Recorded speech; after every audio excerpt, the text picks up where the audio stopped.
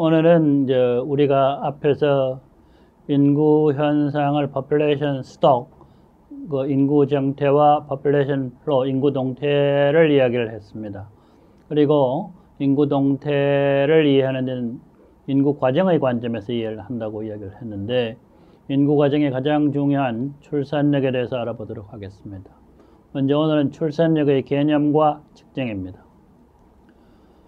출산력과 가입력의 개념을 이해를 하고, 그 다음에 이제 코호트 측정과 기간 측정에 대해서 배운다 하는 거죠. 또, 그 다음에 출산력의 측정 방식에 대해서 이해를 해보도록 하겠습니다. 그래서 조출생률, 일반 출생률, 합계 출산율, 총재생산율, 순재생산율, 이렇게 해서 이 측정 방식에 대한 정의를 배우겠습니다.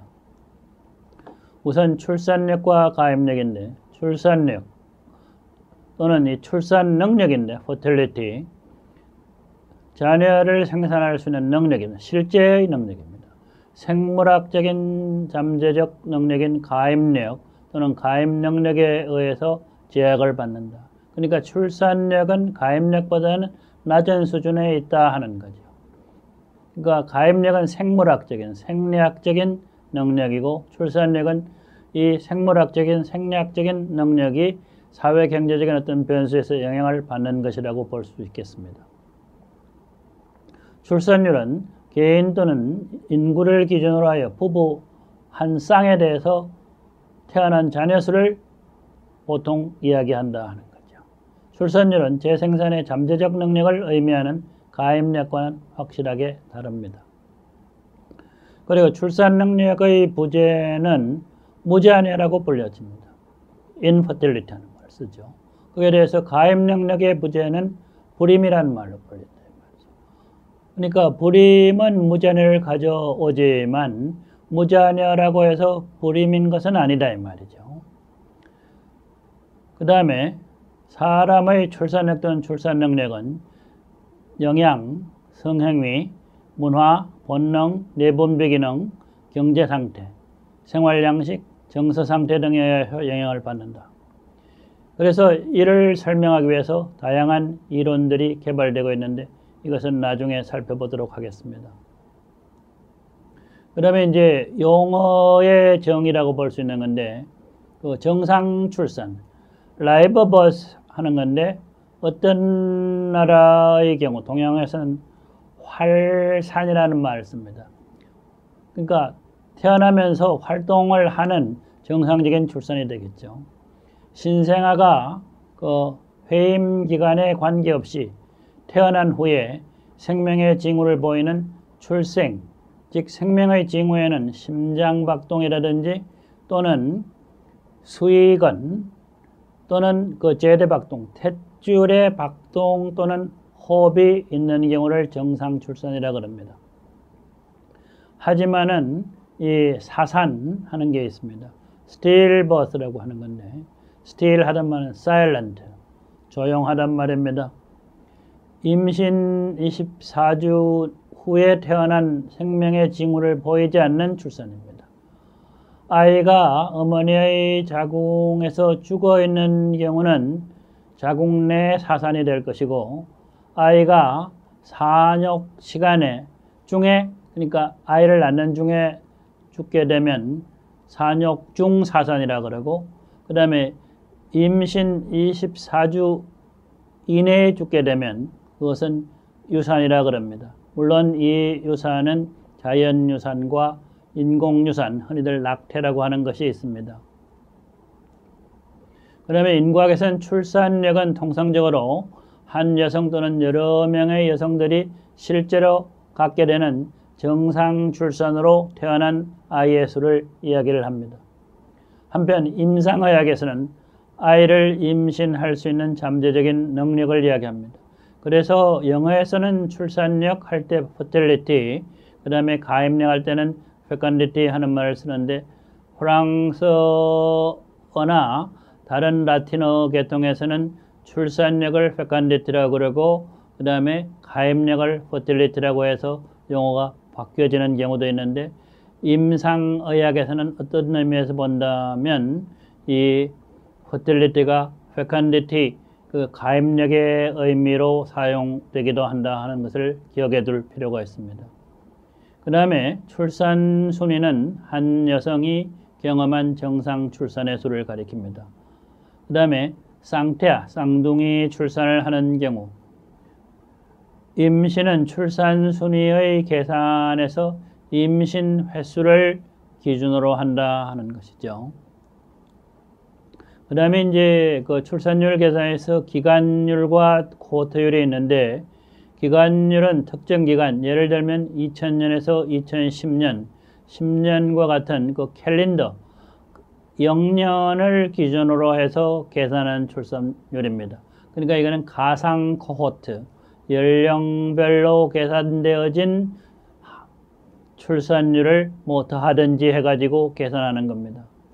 거기에 대하여 코호트 출산율, 코호트 퍼틸리티라고 하는 것은 특정의 여성 또는 뭐 남성이 될 수도 있겠는데 집단의 출산 경험을 측정하는 출산율, 여기서 특정 집단은 출생연도 또는 혼인연도를 기준으로 하여 정의될 수 있습니다. 가령 1950년에서 59년에 출생한 여자 또는 남자의 집단 또는 80년에서 84년에 출생한 여자의 집단이 이에 해당되는 것이라고 볼 수 있습니다. 이것은 코호트의 구조입니다. 가로는 그 시점이 되겠죠. 그 다음에 세로는 그 연령이 되겠습니다. 그래서 크로스로 되어 있는 것이 바로 코호트를 의미하게 됩니다. 이 코호트표로 본 연령 효과, 기간 효과, 코호트 효과인데, 처음에 그림에서 왼쪽에 위에 있는 것이 연령 효과를 보여주고, 그 다음에 그 왼쪽에 아래에 있는 것이 그 특정 기간에 나타난 효과들을 보여주는 겁니다. 그리고 오른쪽에 위에 있는 것이 크로스로 되어 있죠. 이것이 바로 코호트 효과를 보여주는 것입니다. 그러면 출산력 지표가 몇 가지가 있는데 그 정의들을 살펴보도록 하겠습니다. 조출생률, 이것은 특정 기간의 출생아 수를 그 기간의 중앙 또는 평균 인구 1000명당으로 표시를 한 것이 됩니다. 일반 출산율, GFR 하는 건데 General Fertility Rate입니다. 특정 기간의 출생아 수를 중앙 또는 평균 가임 여성 1000명당으로만 표시를 한 겁니다. 거기에 대하여 이제 이 조출생률이나 일반 출생률은 인구 동태 통계인 출생 신고 자료가 있어야 되는 데 대해서 모아비는 센서스 자료만 가지고 계산을 할 수 있습니다.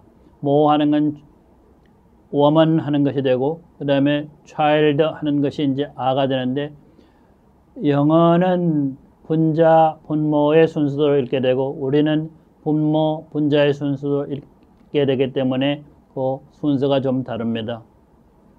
특정 시점의 아동 0세에서 4세 수를 그 시점의 가임 여성 15세에서 49대, 때로는 15세에서 44세까지만을 계산하는 경우도 있습니다만은 그 수를 분모로 해가지고 1000명당으로 표시를 한 것이다 이 말이죠. 그 다음에 이제 연령별 출산율입니다. 특정 기간의 그 연령, 그러니까 여기에 그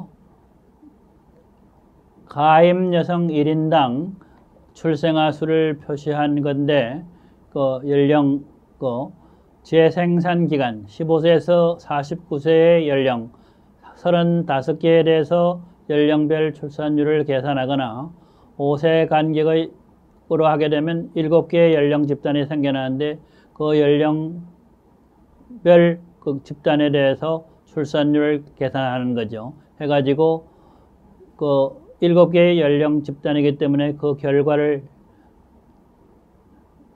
보게 되는 겁니다. 그리고 합계 출산율 35개 연령별 출산율을 모두 합해가지고 가임 여성 1명당 출생아 수를 표시한 것이 되겠습니다. 5세 연령 간격의 경우 7개 연령 집단이 되겠는데 이걸 모두 합하여 5를 곱하게 됩니다. 결국 35개의 연령 집단, 만들어주기 위해서 그런데 가임 여성 1인당 출생아 수를 계산하는 게 합계 출산율이고 가장 많이 사용되는 출산력 지표입니다. 그 다음에 총 재생산율은 GRR, 그 여자아이만을 계산한다. 출산력은 여자를 분모로 하기 때문에 분자도 여자만을 계산해 가지고 인구의 재생산을 살펴보는데 사용하는 일종의 합계 출산율인데 여자아이만을 계산한다고 하는 것이 특징입니다. 그 다음에 이제 순재생산율입니다. NRR, Net Reproduction Rate인데 여자아이가 모가 되는, 어머니가 되는 아이를 낳을 수 있는 재생산 연령에 이르기까지 생존한다는 가정 아래 계산된 재생산율입니다. 그러니까 이 순재생산율은 총재생산율보다 적습니다. 그리고 총재생산율은 합계 출산율과 비교할 때 출생 시점에 대부분 여자는 남자아이에 비해 가지고 여자가 100명이면 남자가 105명이 되기 때문에 물론 그 성선호가 있어 가지고 낙태가 이루어지는 경우는 좀 달라지겠습니다만은 그러니까 전체 그 합계 출산율의 절반이 약간 되지 않는 게 총 재생산율이 됩니다. 그리고 기대 수명이 아주 긴 사회에서는 총 재생산율과 순 재생산율이 차이가 거의 나지는 않습니다만은 개발도상국에 어린아이들이 태어나서 성인이 돼가지고 어머니가 되는 때까지 많은 사람이 죽게 된다면 순재생산율은 총재생산율보다도 아주 낮은 수치가 될 수도 있습니다. 예, 이번 시간 출산력의 개념과 특징, 특히 지표를 만들어서 어떻게 측정을 하느냐 하는 것을 중심으로 살펴보겠습니다. 먼저 저출생률 CBR, Crude Birth Rate. 이것의 계산 공식은 특정 기간의 연령별 출생아 수, birth죠. B를 가지고 특정 기간의 중앙 인구, mid period population, P가 되겠습니다만은 곱하기 1000을 합니다. 1980년도자를 이용해서 저출생률을 구한다. 분모 인구나 분자 인구를 우리나라 통계청 웹사이트에 찾거나 추정을 하게 됩니다. 분자 인구는 80년 1월 1일부터 12월 30일까지 1년간의 출생아 수, 통계청의 인구동향조사 출생통계 집계 결과를 이용할 수 있을 겁니다. 그 다음에 분모 인구는 80년 센스 인구를 인구방정에서 연항인구로 전환을 하든지 또는 추계인구, population estimate를 연항인구로 해서 1980년 인구 총수를 분모로 할 수 있을 것입니다. 저출생률을 구해본 통계청 웹사이트에서 이런 수치들을 구해서 CBR, Gross Birth Rate는 86만 2,835에서 3,812만 3,775 해가지고 이걸 그냥 쓸 수도 있습니다만은 곱하기 1000을 해서 22.63 해가지고 80년의 저출생률은 인구 1000명당 22.6명이 되겠습니다. 저출생률의 추이는 이렇게 70년에서 2013년까지 지금 여기 계산을 해놓습니다만은 여러분들이 웹사이트에 들어가서 매년 찾아서 2017년, 2018년 앞으로 계속해서 저출생률을 구할 수 있을 것입니다. 출생아 수는 인구 동태 통계에서 가져올 수 있고 연항 인구는 실제 계산을 할 수도 있습니다만은 이것을 자료를 추계 인구에서 가져올 수도 있을 것입니다. 저출생률은 70년대 31에서 현재는 2013년 8.7까지 해서 계속해서 줄어들고 있는 모습들을 볼 수가 있는 거죠. 특히 여러분들이 85년에 들어서 갖고 20명 이하로 떨어지게 되고 특히 2000년에서 2005년으로 접어들면서 갑자기 13.5에서 9.0대로 줄어들게 됩니다. 그래서 10명 이하로 계속 감소를 해왔는데 2005년 이후가 우리나라 최저 출산, 나중에 보게 되는 합계 출산율이 1.3 이하로 떨어지는 시기에 해당됩니다. 이것은 저출생률을 그래프로 표시한 것입니다. 여러 가지 매년 우리나라가 인구 동태 통계에서 나오는 출생아 수가 라는 좋은 자료가 있기 때문에 상세한 조출생률을 매년 구할 수 있습니다.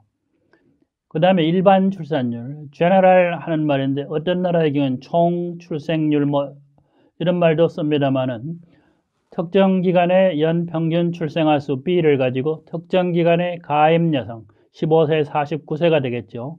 그 중앙 인구를 15세 49세로 하게 되는 겁니다.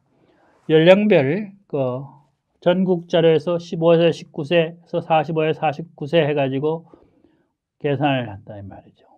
그래서 15세 49세는 어떻게 되느냐? 대략 995만 9,366명이 나오게 되는 겁니다. 그래서 1980년에 일반 출산율을 구하려면 분자 인구, 그래서 여기에 출생아 수를 구하고 분모 인구는 1980년 성연령별 센서스 인구를 인구 방정식에 의해서 성연령별 연항 인구로 전환을 하게 됩니다.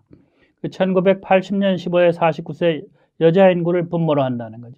앞에 저출생률의 경우에는 한 나라 전체의 1980년도 연항 인구를 사용을 했는데 여기서는 15세에서 49세 여자 인구를 분모로 하게 됩니다. 그렇게 해서 일반 출산율 GFR을 구하게 되면 여기에 86.64라고 하는 수치가 나오게 됩니다. 그래서 80년대 일반 출산율 GFR을 보게 되면 인구가 1000명당 86.64명이 되는 것으로 알 수 있습니다. 일반 출산율의 경우 70년에서 2013년까지 구해놓은 자료가 있습니다만은 70년도에 135.3에서 그 다음에 2013년에 34.0으로 되는데 여기에서도 80년에 들어서서 그러니까 우리나라가 대체 수준 이하의 출산율로 떨어진다고 할 때 86.6을 처음으로 기록하게 되고 그 다음에 2010년으로 접어들면서 또 한번 심하게 떨어지는데 2005년에 47에서 32.6으로 떨어지는 때가 있습니다. 그 이후로 40 이상을 기록하지 않습니다. 그래서 여기에 나와 있는 100명 이하로 감소하는 때, 50명 이하로 감소하는 때를 볼 수가 있을 것입니다. 일반 출산율, 그래서 이거 비교를 해보게 되면 저출생률 대비 일반 출산율의 크기는 대략 4.3 그래서 되는데 전체적으로 95년 현재 보게 되면 3.5로 최저 수준을 이루다 다시 4.0 수준으로 상승을 하게 됩니다. 저출생률 대비 일반 출산율의 크기는 주로 인구 성장의 모멘텀이 커지는 때는 이게 커지게 되고 이게 적어지게 되면 감소한다 하는 것을 알 수가 있습니다. 계산 공식하고 관련해서 연령별 출산율, 다음에 이제 보게 되는 건데, 연령별 출산율은 특정 기간에 그러니까 AA 플러스 주로 5세 간격이 되겠습니다만은, 연평균 출생아 수를 가지고 특정 기간의 연령, AA 플러스의 여자 중앙인구가 되겠습니다. 그렇게 해서 출생아 수, 가입 여성 수를 연령대별로 해서 연령별 출산율을 계산을 합니다. 1985년의 연령별 출산율을 구하는 방법은 분자 인구는 1985년 1년간 출생아 수를 모의 연령 15세 49세 5세 간격으로 정리한 결과를 다운로드 할 수 있을 것입니다. 분모 인구는 85년 예를 들어 가지고 성연령별 센서스 인구를 인구 방정식에 의해서 성연령별로 연항 인구로 전환을 하게 됩니다. 85년에 15세 49세 여자 인구를 5세 간격으로 정리 결과를 다운로드 할 수도 있을 것입니다. 이렇게 해서 보면 95년에서 2012년의 경우에 보게 되면 25세에서 29세가 정점이었다가 점점 그러니까 대체로 보면 2012년, 2010년에 거의 정점이 바뀌어지게 되는 거죠. 그 다음에 2005년의 경우는 보게 되면 정점은 바뀌지 않습니다만은 정점이 거의 더블 정점, 두 개의 정점이 만들어지게 되고 25세, 29세 우선 낮아지고 있다는 것을 알 수가 있습니다. 출산율이 낮아지고 25세, 29세 정점이 낮아지다가 다시 30에서 34세가 높아지는 것을 알 수가 있습니다. 이 연령별 출산율의 경우에는 어떠한 장점이 있느냐? 출생아 수 또는 출산율이 정점이 이루어지는 시점이 언제냐? 연령대별로 이것을 알 수가 있고 템포가 어느 정도 늦춰지느냐 하는 것을 알 수 있습니다. 그러니까 인구학에서 보통 출산력의 퀀텀, 총량이 달라질 수 있는 연령대가 어느 때부터 형성이 되느냐, 그리고 템포가 어떻게 바뀌느냐 하는 것을 알 수 있는 그런 중요한 표이기도 합니다. 계산 공식은 5세 간격으로 7개의 연령 집단의 출산력 합계. 여기서 이제 매세 간격의 35개 연령 집단에 대해서 연령별 출산율을 계산을 하는데 연령별 집단이 7개이기 때문에 35개인 것처럼 만들기 위해서 곱하기 5를 하게 됩니다. 일반적으로 매세 간격으로 하게 될 때는 35개가 그대로 나오기 때문에 따로 계산할 필요는 없습니다. 그래서 합계 출산율을 구하게 되면 여기에 5세 간격으로 7개의 연령대가 있는데 출생아 수, 가입 여성 수에서 연령별 출산율 해갖고 7개, 15세, 19세, 20에서 24, 25세에서 29, 30에서 34, 35에서 39, 40에서 44, 45에서 49 해가지고 7개의 연령대가 있는 걸 다 더하면 0.33691이 됩니다.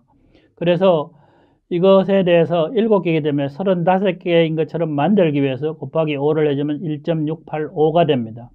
그래서 1985년 우리나라의 합계 출산율은 15세 49세의 그 35년간에 걸친 출산 행동을 하게 된다면 7개의 연령에 대해서 계산을 했기 때문에 5를 곱한 것, 1.685명의 자녀를 출산하게 된다고 보게 됩니다. 그 다음에 이제 코호트 출산율입니다. 여자의 재생산 기간에 직접 관찰된 연령별 출산율에 합의됩니다. 정확하게 말해서 우리가 이야기하는 특정 시점, 영년에 대해서 계산된 합계 출산율과는 다른 의미를 지니게 됩니다. 보통 기간, 즉 피리어드죠. 1985년 또는 2015년 또는 2018년, 앞으로 닥쳐올 2025년 이런 때와 같은 특정 기간 또는 캘린더 이어라고 할 수 있습니다. 에 구해지는 출산율은 특정 기간 또는 연도에 관찰된 연령별 출산율을 가지고 계산한 것으로 보통 우리가 합계 출산율이라고 부르는 것인데 이것은 보통 기간 출산율 또는 캘린더 이어, 캘린더 토탈 퍼틸리티라고 부를 수 있는 것이 되겠습니다. 연령별 출산율의 경우는 출산의 템포는 변하지 않고 총량만 감소한다고 일단 보게 됩니다. 총량의 증가는 그 템포의 변화, 그 30대 이후에 연령별 출산율의 증가를 가져올 수도 있다라고 하는 것이죠. 그래서 여기에 나와 있는 것처럼 다시 한번 보게 되겠습니다만, 그 95년에서 2000년에는 출산율이 연령대에서 감소하죠. 2005년도 또 감소하죠. 그런데 30에서 35세 보게 되면 이제 95년에서 그 다음에 2000년, 그 다음에 2005년, 특히 2010년, 2012년에 되게 되면 증가하는 것을 볼 수 있습니다. 25세에서 29세에서는 출산율이 감소하다가 30에서 34세에서는 연령률이 시간이 지나면서 증가하는 그런 모습을 볼 수 있는데 템포 변화에 의한 특정 연령대에서의 출산율 상승이 일어날 수 있다 하는 것을 보여주는 것입니다. 합계 출산율의 경우 그 출생아 수가 전체적으로 우리가 봤을 때 전체적으로 70년대 이런 때는 100만 명대에 있다가 다시 감소하기 시다가 78년, 80년, 82년대에 다시 약간씩 늘어납니다. 83년대는 출산율이 대략 합계 출산율은 그러니까 2.1 이하로 떨어지게 됩니다만은 출생아 수가 그러니까 그렇게 급하게 줄어들지는 않습니다. 물론 80년, 82년에 비해 가지고 출산율이 줄어든 데 대해서 출생아 수가 그렇게 빠르게 감소하지 않는다 하는 겁니다. 그 다음에 이제 다시 90년, 92년에 접어들면서 올림픽이 지나고 약간 낙관적인 희망에다가 그 다음에 정부에서 한자내낳기 운동을 더 이상 추진하지 않으면서 출산율이 약간 상승하는 경향을 보이게 됩니다. 그다가 96년, 97년, 98년 우리나라가 IMF 금융위기를 맞이하면서 출산율이 그렇게 빠르게 떨어지지는 않습니다. 2000년에 천천히 떨어지다가 2000년대 밀레니엄 베이비 붐을 맞이하면서 출산율이 약간 올라가다가 2003년 들어서서 출산율이 1.3 이하로 떨어지는 모습을 볼 수 있습니다. 그것이 2012년을 지나면서 계속해서 적어도 2016년까지 1.2 또는 1.1을 유지하면서 세계적으로 보게 되면 저출산이 일어나다가 최근 2018년에서는 출산율이 1.0 이하로 떨어진다. 물론 0명은 아닙니다. 만에서 출생아가 있는 한 0명은 아닌데 최근 언론 보도에서 출산율이 0명이 되었다고 하는 사실상 이거는 페이크 뉴스에 해당되는 것으로서 출산율을 측정하는 어떤 기본적인 개념이 없는 사람들에 의해서 신문 기사가 작성되는 것인데 그런 것들이 보여지는 경우도 있습니다만은 아무튼 우리나라의 출산율이 과거 70년대에 4.5명대에서 지금은 1.0명 이하로 떨어지는 수준에 도달했다는 것을 알 수 있습니다. 다만 출생아 수를 가지고 합계 출산율로 나눴을 때 과거에는 20만 명대였는데 40만 명대로 늘어났다가 지금은 다시 감소하고 있다.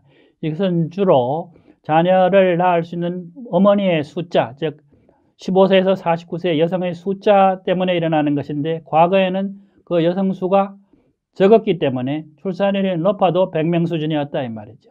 그런데 90년대 2.0명 이하로 떨어져도 이 경우에는 45만 명 또는 50만 명대까지 유지가, 특히 그 80년대의 경우에는 60만 명대가 유지가 되는데 이 경우에는 왜 그러냐? 출산율이 떨어졌음에도 불구하고 아이를 낳는 어머니의 숫자가 거의 2배 가까이 늘어났기 때문에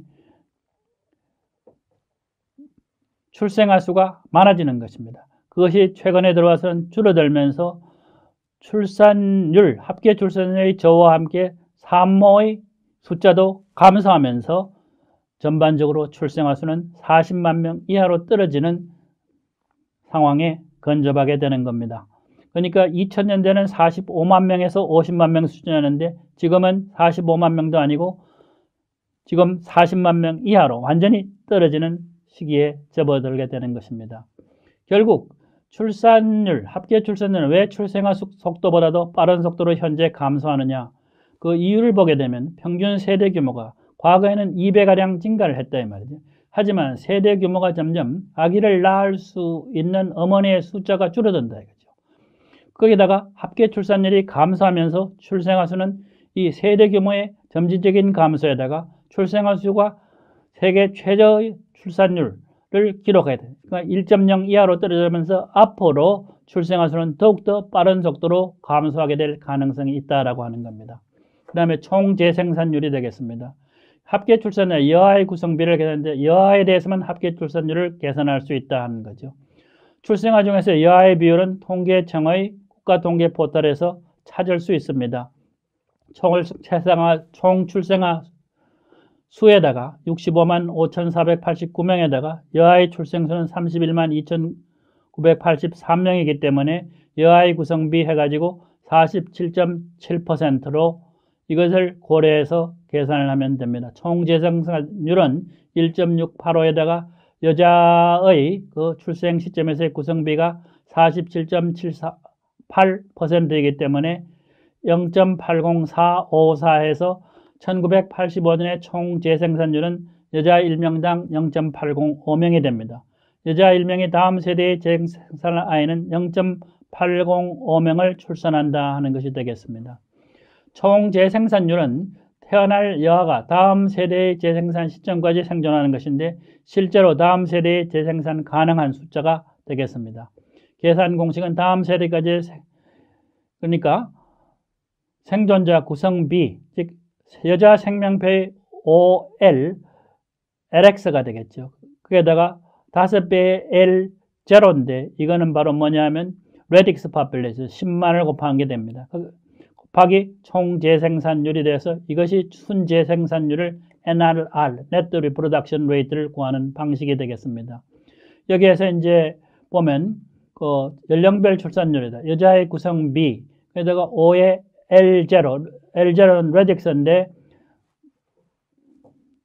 100만 해갖고 0이 5개가 있는 숫자. 5를 곱해가지고 하고 5배의 빅 LX가 되죠. 이걸 계산을 해가지고 하는 겁니다. 그래서 연령별 순재 생산율을 구해가지고 순재 생산율이 0.1536에서 곱하기 5, 5개의 연령대에 있기 때문에 0.7680이 됩니다. 그래서 연령별 출산율에다 여자의 구성비에다가 생존자의 구성비까지 계산해서 하게 되는 게 순재 생산율입니다.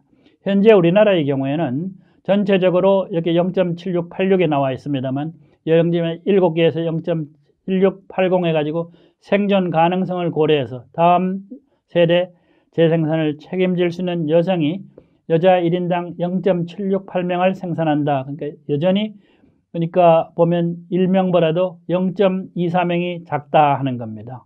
85년대에 이미 이런 상태에 도달을 했다 하는 건데 이것을 놓고 볼 때 우리나라는 상당히 앞으로 인구 감소의 어떤 위험에 크게 직면하고 있다 하는 것이고 이 수치는 전체적으로 볼 때 우리나라의 경우에 총재생산율과 순재생산율이 그리 큰 차이가 나지 않습니다. 그러니까 여자들의 경우에 50세 이전에 사망할 확률이 대단히 낮다 하는 거죠. 그래서 순재생산율과 총재생산율의 차이는 그리 크지 않다는 겁니다. 그래서 이제 합계출산율, 총재생산율, 순재생산율의 변종 형태들인데 또 그 합계출산율, 총재생산율, 순재생산율 하는 건데 패리티, 출산순위입니다. 첫째와 둘째와 셋째를 구분하여 계산하는 것이 가능하다 하는 겁니다. 출산순위와 같이 동일 또는 다른 분모 인구를 적용할 수가 있다 하는 겁니다. 장점과 단점은 있을 수 있다 하는 거죠. 그 다음에 이제 코호트 출산율입니다. 특정의 연도에 태어난 여성의 집단 또는 여성 코호트의 출산 경험을 측정하는 코호트 출산율이 되겠습니다. 계산 시 상당히 많은 시간이 소요되는 문제점이 있다 하는 거죠. 하지만 분석적인 목적을 위해서는 대단히 중요한 출산율이 됩니다. 특정 코호트는 연령별 출산율과 합계 출산율 계산이 가능하고 그 다음에 이제 출산 순위 진도비 하는 건데 진도하는 것은 프로그레션입니다. 우리가 조가 진도가 얼만큼 나갔다 하는 것처럼 1명, 2명, 3명 할 때 출산 순위가 어느 정도 진행이 되었느냐 하는 것을 비의 형태로 나타낸 겁니다. 이 특정 순위의 자녀를 가진 여성이 다음 순위의 자녀를 가질 확률 계산이 가능하다고 볼 수 있겠습니다. 출산 간격, 이거 혼인 첫째아 또는 첫째에서 둘째아, 둘째에서 셋째아 등 출산력의 템포 변동과 관련된 흥미로운 주제였는데 과거에는 많은 연구에서 출산 간격 또는 출생 간격이 연구의 대상이 되었습니다. 그 다음에 재생산 기간, 그러니까 출산의 시작과 끝이 언제냐 하는 건데 재생산 기간 끝에 49세, 그러니까 자녀 출산이 거의 없는 45세를 재생산 기간의 끝으로 해서 그것을 분석해 볼 수도 있습니다. 그 다음에 이제 또 센서스 자료를 가지고 표본 자료를 가지고 분석을 할 수도 있습니다만 특정 연령 집단의 여성들이 정상적으로 출산한 자녀의 평균 또는 조사 시점까지 해당 연령 집단 여성들의 생애 출산 경험을 측정할 수도 있습니다. 그러니까 보통 표본 조사에서는 15세에서 19세 해가지고 45에서 49세 간격으로 하는 경우 또는 센서 자료에는 50세 이상에 대해서도 5세 간격으로 구분이 가능하다. 물론 사망이 50세 이상의 경우는 빠른 속도로 발생하는 경우에는 특히 자녀를 많이 낳은 여성들이 일찍 죽었을 가능성도 있기 때문에 출생아 수가 정확하지 않을 수도 있습니다만 50세 이상에 대해서도 5세 간격으로 구분을 해서 타뷸레이션 제표를 할 수도 있습니다. 계산 공식은 지금 나와 있는 CB는 I에다가 PI, 즉 I번째 자녀를 출생한 여성의 구성비로 해서 출생아 수를 구하는 것이 되겠는데 이러한 것은 2010년 인구주택 총조사 결과를 이용해서 만들 수도 있고 2010년 이후에는 15년 표본조사를 이용해서 이런 표들을 만들어 볼 수도 있을 것입니다. 그 다음에 2010년 이후에 출생아 수의 분포 이렇게 해가지고 5세, 6세, 7세, 8세, 9세, 10세 이상 물론 최근에 들어와서는 출생아 수가 적어지고 있기 때문에 그렇습니다만은 전반적으로 낮은 연령대의 경우는 상당히 자녀 출산이 빠른 사람들이 셀렉트 되는 경향이 있고 고령자들의 경우는 이미 죽어버렸기 때문에 출생아 수가 정확하지 못한 경우가 있어서 40세 또는 45세, 50세, 55세 그 자녀를 출산하기 직전이나 출산 이후에 한 10년 정도에 대해서는 센서스를 이용해서 출생아 수의 분포를 보게 되면 특히 5년마다 센서스를 실시하는 우리나라의 경우는 좋은 출생아 수의 분포에 대한 어떤 개념 아이디어들을 얻을 수 있을 것이라고 봅니다. 이것은 평균 출생 자녀 수의 계산 결과입니다. 15세 이렇게 해가지고 모든 여성에는 기혼 여성에는 과거에 결혼을 한 번이라도 한 경험이 있는 여성, 미혼 여성을 빼버린 것입니다. 총 출생 자녀 수, 기혼 여성 1인당 평균 출생 자녀 수. 이 수치는 평균 1인당 여자 1인당 평균 출생 자녀 수에 비해가 좀 많습니다. 결혼을 했기 때문에 아이를 낳는 우리나라의 어떤 과거의 어떤 전통 때문에 일어나는 일들 수 있겠습니다. 물론 합계 15세 이상 합계해서 15세 49세 이렇게 되어 있는데 이 경우는 75세 이상의 경험을 표현하는 것으로서 이것은 합계 출산율이나 그냥 단순히 평균 출생자를 계산한 결과는 서로 다른 의미를 지니기 때문에 해석상 대단히 주의를 해야 됩니다. 과거에 고령의 연령층에 있는 사람들의 출산율의 변화가 일어나지 않았다면 그냥 합계를 해서 평균을 할 수 있습니다만 이것이 다른 의미를 지니기 때문에 이것을 비교할 때는 특히 센서스 자료들을 비교할 때는 상당히 주의를 해야 될 부분이라고 생각이 됩니다.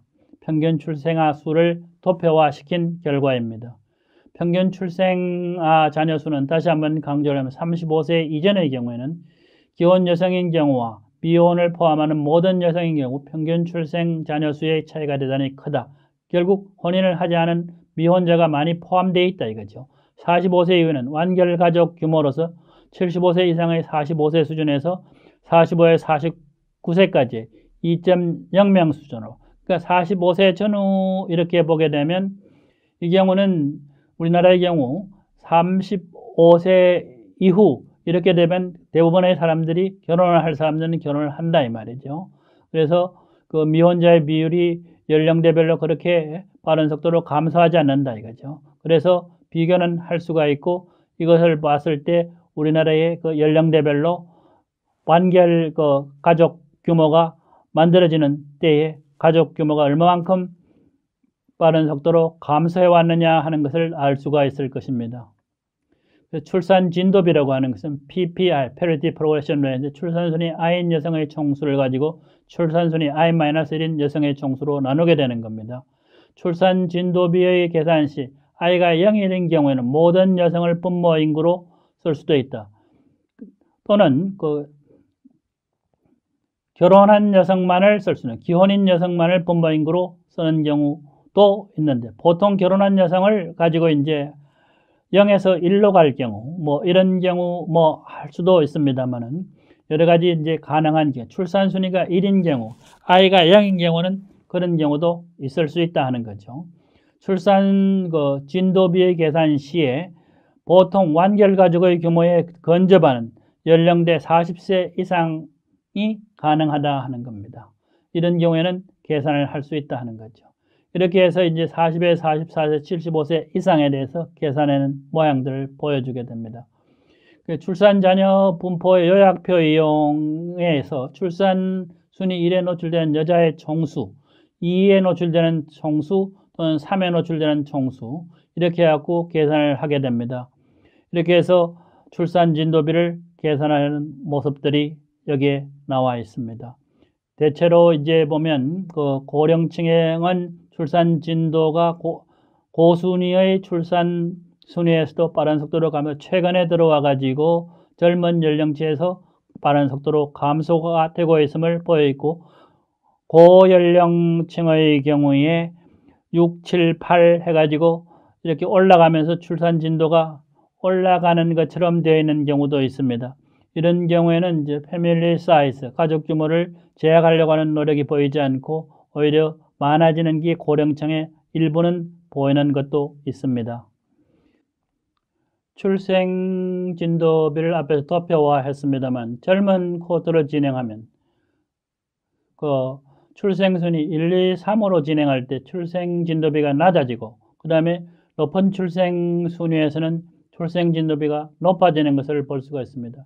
근데 사실 보게 되면 그 출생 진도비가 높아지는 높은 출생 순위고 출생아 수가 실제는 적습니다만은 그렇기 때문에 높은 출생 순위에서 진행되기 때문에 평균 출생아 수에는 큰 영향은 있을 수 없습니다. 다만 이런 경우 일부 가임 능력의 선별성이나 또는 그 1, 2, 3의 출생 순위에서 여아를 많이 출산을 함으로 해갖고 일부가 남아선호, 즉 남자아이, 즉 아들을 반드시 낳아야 되겠다는 어떤 결심 때문에 고순위에서 출산을 계속 해나갈 가능성이 있다는 것을 알 필요가 있을 것입니다. 이상입니다. 오늘 저출생률, 그 다음에 연령별 출생률, 합계 출산율, 그 전에 또 일반 출산율, 그 다음에 코호르트 출산율, 그 다음에 기간 출산율, 그와 관련해 가지고 총 재생산율, 순재생산율, 그리고 센서 자료에서 구할 수 있는 총 출생아 수의 출산 순위별 분포라든지 또는 출산 진도비에 대해서 공부를 했습니다. 사실 출산율에 대한 공부는 대단히 어렵다 하는 겁니다. 이 지표를 잘 이해를 하면 인구학의 본령에 접근한다는 이야기를 할 수가 있겠습니다. 그래서 오늘 한 강의를 전체적으로 보게 되면 출산력, 헛될 내지는 실제의 출산 행태를 의미하지만은 가임력, 객관에서는 출산의 생물학적인 또는 생리학적인 능력을 의미한다 하는 거고, 그 다음에 출산은 기간 측정, 피리어드 메저먼트와 코호르트 측정, 바로 코호르트 메저먼트가 있다 하는 겁니다. 센서스나 추계 인구를 출생 통계와 결합하는 그 기간 측정이 많이 사용되는 경우가 있다 하는 겁니다. 그 다음에 기간 측정은 저출생률, 그 다음에 모아비, 일반 출생률, 그 다음에 연령별 출산율, 합계 출산율, 총재생산율, 순재생산율이 있다 하는 것이고, 그 다음에 코호르트 측정으로서 평균 출생아 수나 출생 진도비와 같은 것들이 있다 하는 겁니다. 오늘 이렇게 해서 우리가 출산력의 개념, 출산력의 지표에 대해서 간단하게 알아봤습니다. 이것은 대단히 중요한 것이고 오늘날 우리나라가 저출산 그리고 그 출산의 템포가 또 지연되고 있다 하는 이야기들을 하게 되는데 이러한 주제들은 오늘 초보적인 수준에서만 검토를 했습니다마는 앞으로 대단히 중요한 측정의 요소가 될 것입니다.